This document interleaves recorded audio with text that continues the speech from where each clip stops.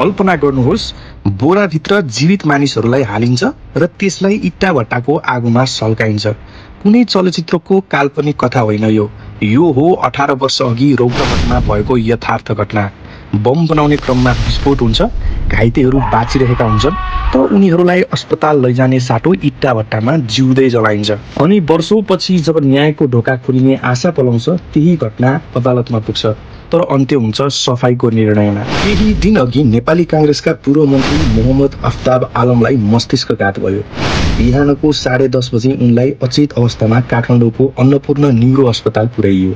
बोली लरबरिएको, दायाँ हात चल्न छाडेको रिपोर्टले देखायो उनलाई अक्युट स्ट्रोक अर्थात् गम्भीर मस्तिष्कघात भएको छ। अहिले उनी आइसियुमा छन् र अहिलेसम्म उनको अवस्था गम्भीर छ। तर यतिकैमा प्रश्न उठ्छ कि न्याय पनि मस्तिष्कघातको अवस्थामा पुगेको हो? आलममाथि आरोप छ 2064 सालको संविधान सभा निर्वाचनको अघिल्लो साँझ रौतहटमा बम विस्फोट हुँदा घाइते भएका आफ्नै कार्यकर्ताहरूलाई बोरामा हालेर इट्टा भट्टामा जिउँदै जलाएको। साक्षीहरू भन्छन् बोरोको पोको चल्मलाएको थियो, ती मानिसहरू बाँचिरहेका थिए तर जिउँदै आगोमा हालिएको थियो। त्यो रात कराएको आवाज, डर र पीडाको आगो आज पनि पीडित परिवारको मनमा सल्किरहेको छ। अदालतले फैसला सुनायो, सफाई हो। 18 वर्षपछि उच्च अदालत जनकपुरको वीरगञ्ज इजलासले आलम सहित 4 जनालाई ज्यान मुद्दाबाट सफाई दियो। आज हामी यही रौतहट इट्टा भट्टा काण्डको भयावहता, त्यसपछिका राजनीतिक चलखेल, साक्षीहरूको हत्या, प्रमाणहरूको गायब हुनु र अन्ततः न्याय प्रणालीले दिएका कारणबारे सम्पूर्ण सत्य उजागर गर्दैछौँ। घटनाको दिन थियो चैत 27 गते 2064 साल। साँझको 6:30 बजेको समय रौतहटको राजपुरमा एक विस्फोट हुन्छ। तर त्यो विस्फोटले भत्काएको थियो घर होइन, मानवीयता।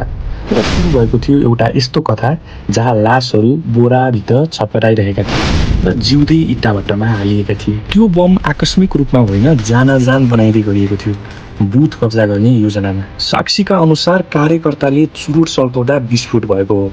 त्यस विस्फोटमा ओसी अख्तर सहित कयौं व्यक्ति गम्भीर घाइते हुन्छन्। तर त्यसपछि जो हुनुपर्ने थियो उपचार अस्पताल, त्यो हुँदैन। त्यसको सट्टा आरोप छ कि घाइतेहरूलाई बोरामा हालेर नजिकैको इट्टा भट्टामा जिउँदै जलाइन्छ।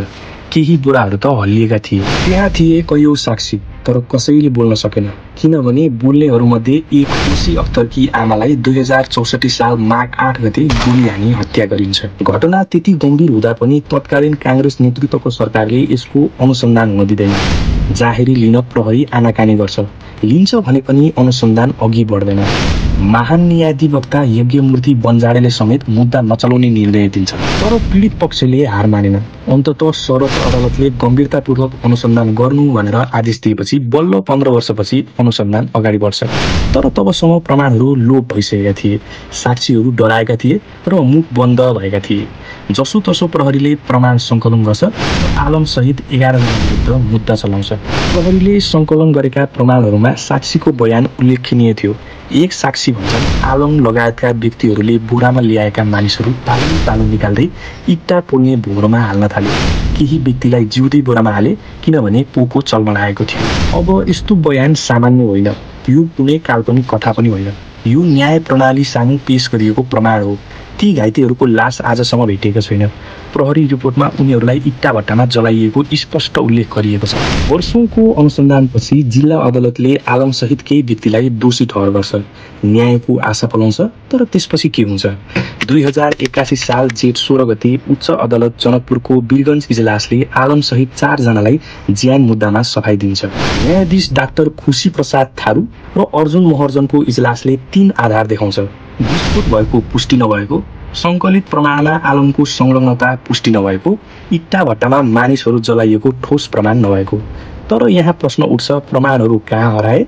साक्षी किन बोल्न सकेनन्? अब हालको अवस्थामा फैसला सुनिएको केही दिनमा कांग्रेस नेता मोहम्मद अफ्ताब आलमलाई मस्तिष्कघात यानि कि ब्रेन स्ट्रोक भएको खबर सार्वजनिक भयो। उनी हाल काठमाडौँको अन्नपूर्ण न्युरो अस्पतालको आइसियुमा छन्। चिकित्सकका अनुसार उनलाई मधुमेह, उच्च रक्तचाप जस्ता रोग पनि छन् र हाल गम्भीर अवस्थामा छन्। तर यो अवस्थाले मुख्य प्रश्नलाई उझेल पार्न सक्दैन। पीडितको न्याय के भयो? 18 वर्ष अघि जलाइएका ती निर्दोष आत्माहरूको आवाज कहाँ गयो? अब प्रश्न तपाईहरुकै सामु छ। कि हामी यस्ता घटनालाई केवल समाचार सम्झेर बिर्सिने कि यसको जरा समातेर न्याय माग्ने?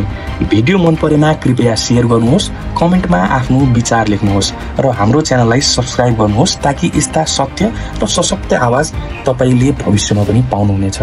धन्यवाद।